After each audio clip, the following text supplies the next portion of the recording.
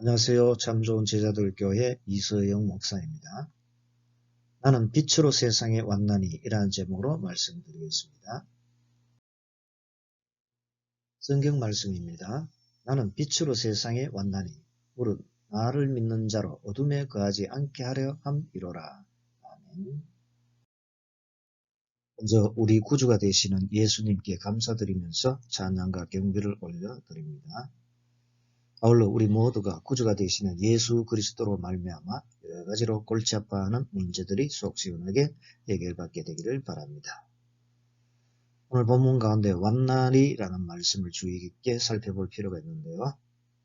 우리는 예수님께서 오셨다고 하신 말씀에 크게 주의를 기울이지 않는 경향이 있죠. 그런 것은 우리가 평상시에 이리 왔다 저리 갔다 하는 정도의 개념으로만 인식하기 때문이죠. 그러다 보니 오셨다는 것은 그저 일상적으로 흔하게 일어나는 일로 여겨버리는 거죠. 하지만 우리는 이 왔나니라는 말씀 속에 담겨있는 심오한 의미를 되새겨 봐야 하는데요. 이 용어의 원어 원형은 엘코마이라고 하는데 오다라는 뜻을 가지고 있습니다. 이런 뜻은 얼핏 보면 별로 크게 중요한 의미가 없는 것처럼 보이죠. 오다라는 뜻 자체만 보면 당연히 그렇죠. 그러나 단어 뜻 속에 숨겨 있는 의미를 알게 된다면 마음을 새롭게 가지게 되는 것입니다. 우리 일상 가운데 흔하게 일어나는 일과 같은 것이 아니라는 거죠. 그러면 왔나리라는 말씀 속에는 어떤 깊은 의미가 담겨 있습니까? 첫 번째 의미는 예수님께서 오셨다는 겁니다. 예수님께서 오신 것을 살펴보기 위해서 거꾸로 생각해 보겠습니다. 만약 예수님께서 오시지 않으셨다면 어떤 일이 일어나겠습니까? 동방에서 별을 보고 찾아온 동방 박사들의 이야기도 없고 밤에 양을 지키던 목자들의 이야기도 없게 되겠죠. 여관에 있을 것이 없어 부위에 누이는 아기 예수의 이야기도 당연히 없게 되겠습니다. 뿐만 아니라 우리가 가는 곳곳마다 보이는 십자가도 볼 수 없고요. 우리가 이 자리에 앉아 예배 드리는 일도 역시 없게 될 것입니다. 그 무엇보다도 더 심각한 것은 죄 문제를 해결받지 못하게 된다는 거죠. 마태복음 1장 18절에서 21절을 볼 수 없게 되기 때문이죠. 예수 그리스도의 나심은 이러하니라. 그의 어머니 마리아가 요셉과 약혼하고 동거하기 전에 성령으로 잉태된 것이 나타났더니 그의 남편 요셉은 어려운 사람이라 그를 드러내지 아니하고 가만히 끊고자 하여 이 일을 생각할 때 주의 사자가 현몽하여 이르되 다윗의 자손 요셉아 내 아내 마리아 데려오기를 무수하지 말라. 그에게 잉태된 자는 성령으로 된 것이라. 아들을 낳으리니 이름을 예수라 하라. 이는 그가 자기 백성을 그들의 죄에서 구원할 자이심이라 하니라. 예수님께서 오시지 않으셨다면요. 예수님께서 성령으로 잉태되는 일도 없게 되고 아들을 낳게 되는데 이름을 예수라고 짓는 일도 없게 되고 예수님께서 자기 백성을 그들의 죄에서 구원하시는 일도 없게 되는 거죠. 한 가지 질문을 드리면 예수님께서 오셨다고 하셨을 때 무엇을 하러 오셨다고 하셨죠? 왔다고 하신 말씀을 사복음서에서 찾아보면 다음과 같습니다. 먼저 마태복음인데 9장 13절 너희는 가서 내가 긍휼을 원하고 제사를 원하지 아니하노라 하신 뜻이 무엇인지 배우라. 나는 의인을 부르러 온 것이 아니요 죄인을 부르러 왔노라 하시니라. 그 다음으로 마가복음 1장 38절입니다. 이르시되 우리가 다른 가까운 마을들로 가자. 거기서도 전도하리니 내가 이를 위하여 왔노라 하시고 누가복음 5장 32절에서도 볼 수 있죠. 내가 의인을 부르러 온 것이 아니요 죄인을 불러 회개시키러 왔노라. 오늘 본문이 나오는 요한복음에서도 나오는데요. 먼저 12장 27절부터 봅니다. 지금 내 마음이 괴로우니 무슨 말을 하리요. 아버지여 나를 구원하여 이 때를 면하게 하여 주옵소서. 그러나 내가 이를 위하여 이때에 왔나이다. 그리고 18장 37절에서도 볼 수 있습니다. 빌라도가 이르되 그러면 내가 왕이 아니냐. 예수께서 대답하시되 내 말과 같이 내가 왕이니라. 내가 이를 위하여 태어났으며 이를 위하여 세상에 왔나니 곧 진리에 대하여 증언하려 함이로라. 무릇 진리에 속한 자는 내 음성을 듣느니라 하신대. 오늘 본문의 12장 46절은 어떠합니까? 나는 빛으로 세상에 왔나니 무릇 나를 믿는 자로 어둠에 거하지 않게 하려 함이로라. 이와 같이 예수님께서 오셨다는 사실을 볼 수 있는데요. 무엇 때문에 오셨다고 하셨죠? 전체적인 공통 주제를 찾아보면은 죄에서 구원해 주시기 위해서 오셨다는 거죠. 영원 형벌을 받아서 마땅한 죄인을 구원해 주시기 위해서 오셨다는 겁니다. 그런데 예수님께서 오시지 않으셨다면 죄 문제가 해결받지 못하기 때문에 땅을 치면서 크게 통곡하게 되는 겁니다. 그런데 예수님께서는 오지 않으신 것이 아니라 우리에게 오셨죠. 그러므로 우리는 이제 거꾸로 너무 기쁘고 좋고 감격해서 크게 울게 된 거죠. 이처럼 예수님께서 왔나니라고 하신 말씀 속에는 이렇게 깊은 의미가 담겨 있는 것입니다. 두 번째 의미는 예수님께서 아버지로부터 오셨다는 겁니다. 예수님께서 왔나니라고 하신 말씀 속에는 아버지로부터 오셨다는 의미가 담겨 있는데요. 예수님께서 오셨다는 것은 누군가로부터 오셨다는 거죠. 바로 그분은 하나님 아버지시다라는 겁니다. 우리가 다른 사람에게 말할 때 왔다라고 했을 때 왔다는 것은 가상이 아니라 실제죠. 온 사실이 분명하죠. 이렇게 왔다는 것이 사실이라면 또 한 가지 분명한 사실이 있는데 그것은 무엇입니까? 왔다는 것은 장소적인 측면에서 보면은 어떤 곳으로부터 왔다는 것이고 사람의 측면에서 본다면은 누군가로부터 왔다는 거죠. 예수님께서도 오셨다는 것은 분명한 사실이죠. 이렇게 오셨다는 것은 누군가로부터 오셨다는 거죠. 그렇다면 누구로부터 오셨다는 것입니까? 아들이신 예수님은 하나님 아버지로부터 오셨습니다. 우리는 이 사실을 깊이 인식해야 할 필요가 있는데요. 여기서 하나님 아버지의 마음과 아들의 마음을 알 수 있기 때문입니다. 이것이 엄청나게 중요하죠. 먼저 요한복음 8장 42절부터 봅니다. 예수께서 이르시되 하나님이 너희 아버지였으면 너희가 나를 사랑하였으리니 이는 내가 하나님께로부터 나와서 왔습니다. 나는 스스로 온 것이 아니요 아버지께서 나를 보내신 것이니라. 어떠합니까? 예수님께서 스스로 오신 것이 아니라 아버지께서 보내셔서 오셨다는 것을 알 수 있지 않습니까? 요한복음 16장 28절을 보면 더욱 분명하게 알게 되는데요.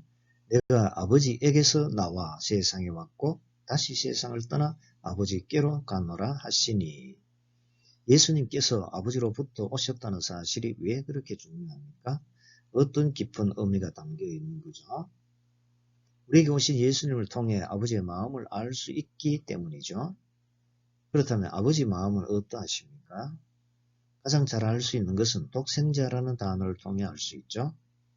하나님 아버지께서 지극히 사랑하시고 기뻐하시는 자신의 외아들을 주셨다는 것을 알 수 있기 때문입니다. 아들인 예수님을 향한 아버지의 마음을 보십시오. 얼마나 사랑하시고 기뻐하시는지를 말합니다. 성령님께서 강림하실 때인데요. 누가복음 3장 22절입니다. 성령이 비둘기 같은 형체로 그의 위에 강림하시더니 하늘로부터 소리가 나기를 너는 내 사랑하는 아들이라 내가 너를 기뻐하노라 하시니라. 그리고 마태복음 12장 18절 보라 내가 택한 종 곧 내 마음에 기뻐하는 바 내가 사랑하는 자로다. 내가 내 영을 그에게 줄 터이니 그가 심판을 이방에 알게 하리라.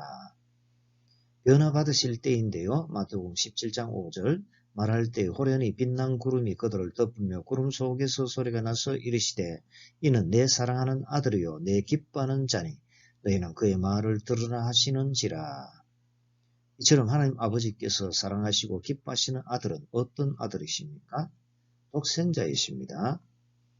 이런 단 하나뿐인 외아들을 아낌없이 주신다는 것은 우리 죄인을 향한 아버지의 애틋한 마음을 알 수 있는 겁니다.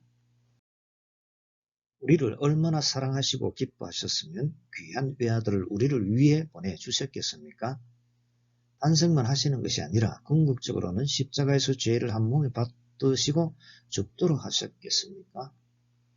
요한일서 4장 10절을 통해 그러한 사랑을 받고 있음을 알 수 있는데요. 사랑은 여기 있으니 우리가 하나님을 사랑한 것이 아니요 하나님이 우리를 사랑하사 우리 죄를 속하기 위하여 화목제물로 그 아들을 보내셨음이라.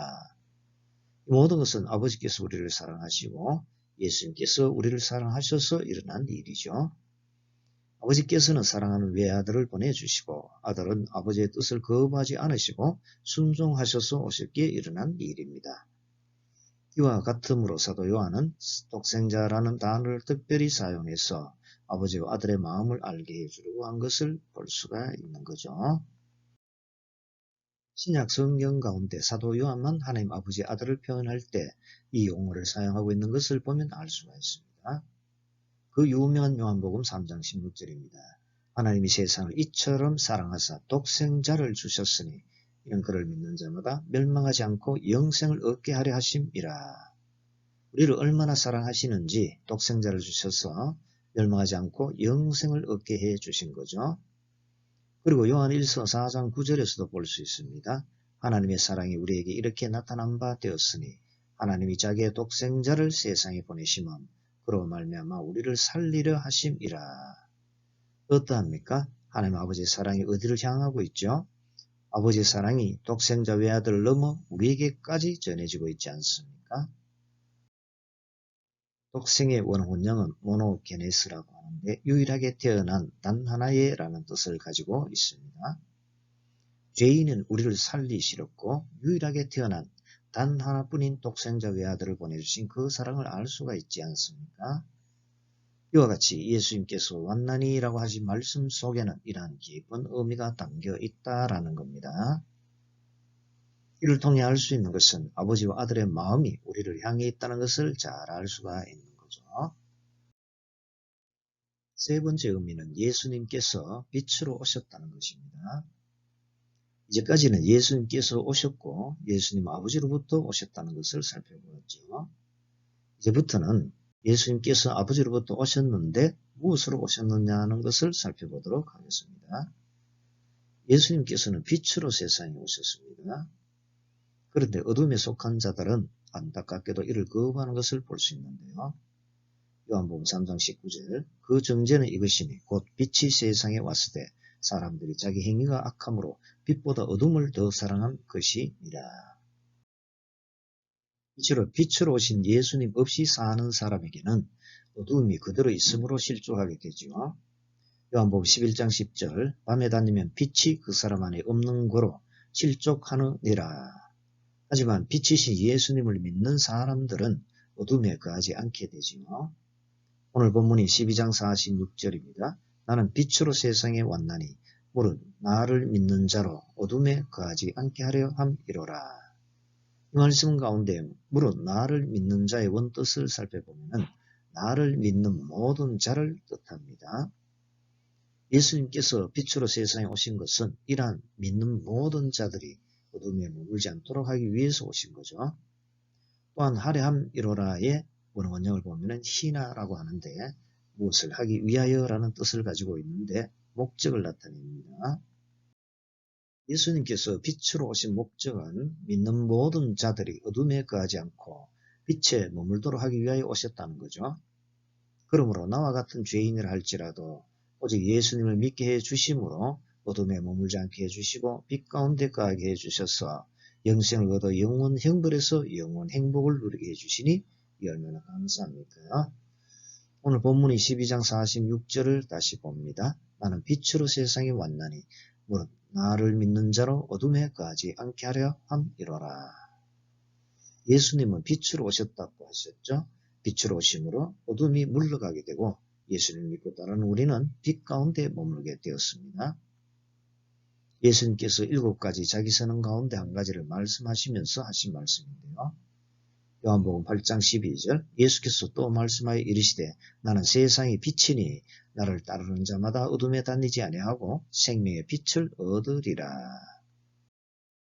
예수님은 이처럼 죽음을 가져다주는 어둠이 아니라 생명을 주시는 생명의 빛이십니다.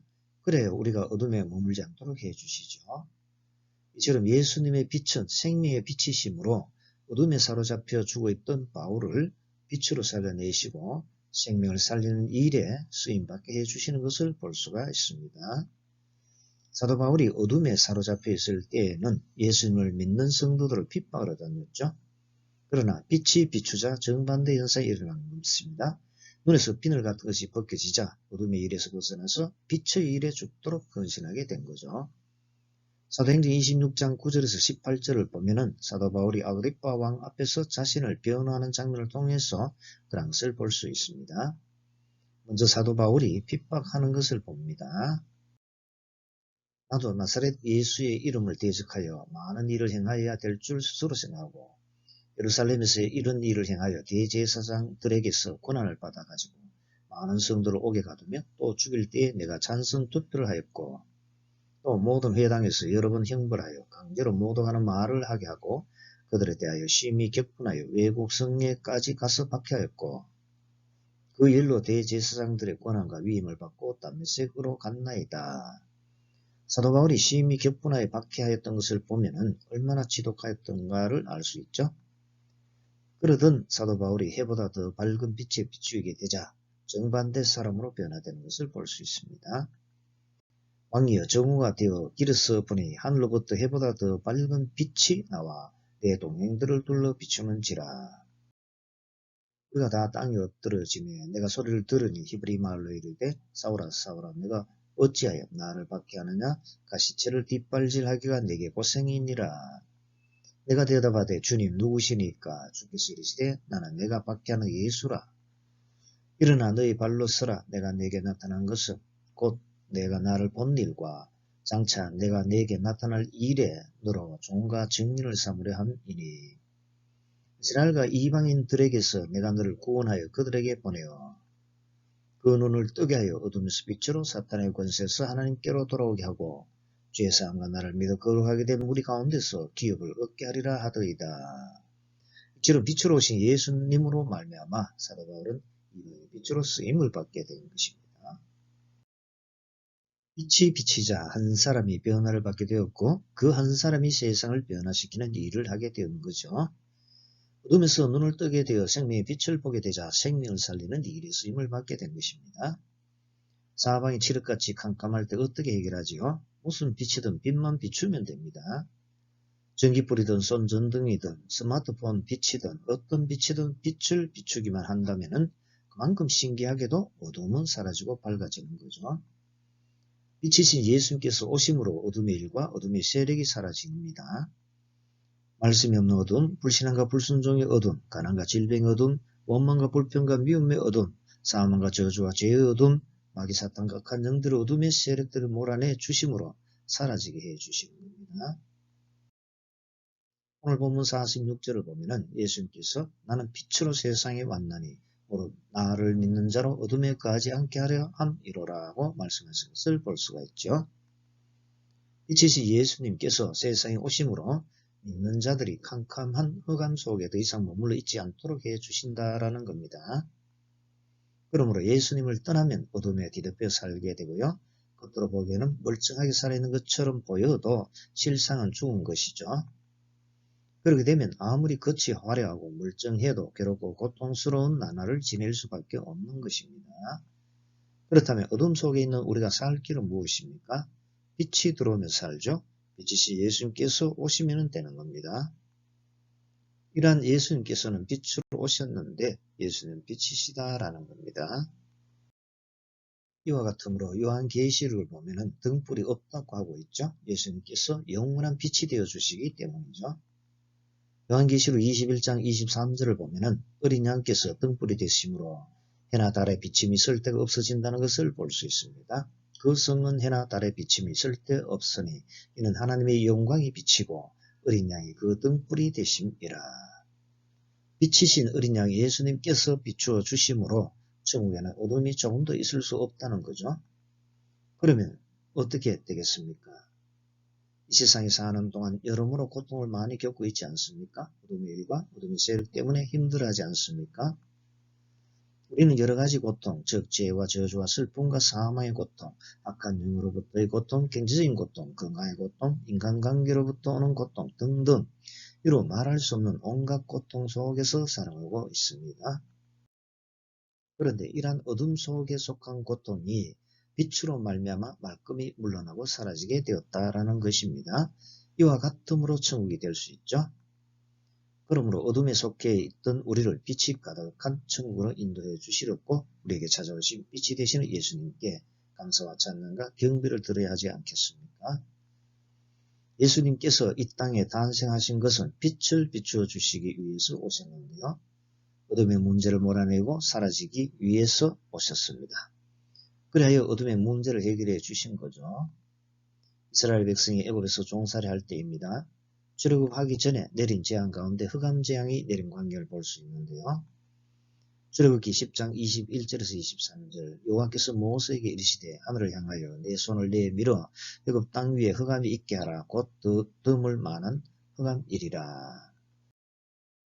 모세가 하늘을 향하여 손을 내밀매 캄캄한 흑암이 3일 동안 애굽 온 땅에 있어서 그동안은 사람들이 서로 볼 수 없으며 자기 저소에서 일어나는 자가 없으되 온 이스라엘 자손들이 거주하는 곳에는 빛이 있었더라.